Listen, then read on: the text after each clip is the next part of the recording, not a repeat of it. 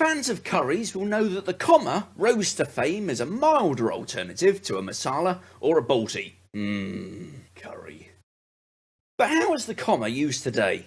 Well, the comma is generally used when you want to add a pause into a written sentence. It breaks things up and gives you a chance to catch your breath when you're reading things out loud. However, although this sounds like an essential thing designed to keep people who read stuff out loud alive, it's more of a byproduct of a comma rather than what it's really designed to do. So what is a comma designed to do? Well, it's designed to do two things: to separate items in a list and to mark out the less important things in a sentence. Let's look at the first point first. We love lists. We use them all the time. Sometimes they're essential things, such as your top 5 films of all time. Sometimes they're less essential, such as what you want to eat tonight. Here's an example. My top 5 films are Let the Right One In, The Butterfly Effect, Drive, Toy Story 3 and WALL-E. Don't judge me. Notice how the comma is used to separate each item on the list. It makes the list much easier to read, and you can easily tell one item from another. After all, Let the Right One In, Butterfly Effect, Drive, Toy Story 3, WALL-E just sounds like one long and extremely complicated film title.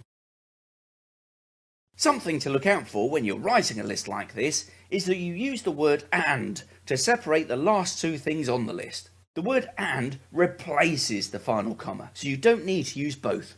Sometimes commas are used when they shouldn't be. Take this list, for example.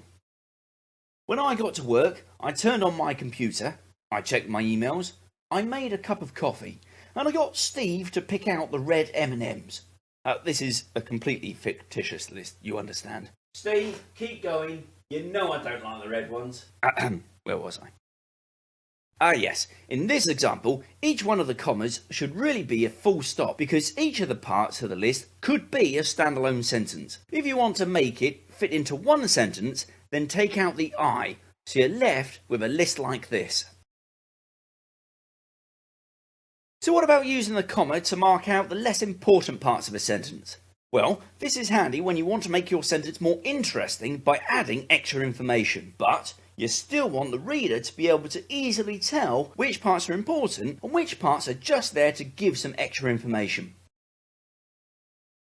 For example, my car, which looks the same as a Ferrari in certain light, went in for its MOT last week. The sentence is all about my car and its MOT, and not about it looking like a Ferrari in certain light. This is just additional information. And a lie. A good way to check that commas are in the right place is to say the sentence out loud without the words between the commas to see if it still makes sense. My car went in for an MOT last week. Makes sense.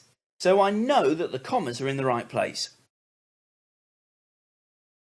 See if you can pop the commas in the right place in this sentence.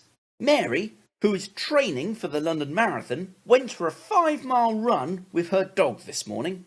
Well, the dog pulled around the final few miles. It chased after a squirrel. Mind you, it got her time down to under 3 minutes per mile. And then she passed out. Still, I'm sure she's fine now. How did you do? Well done if you got it right.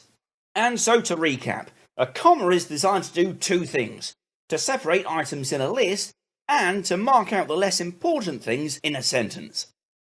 Right, I'm off to check for red M&Ms.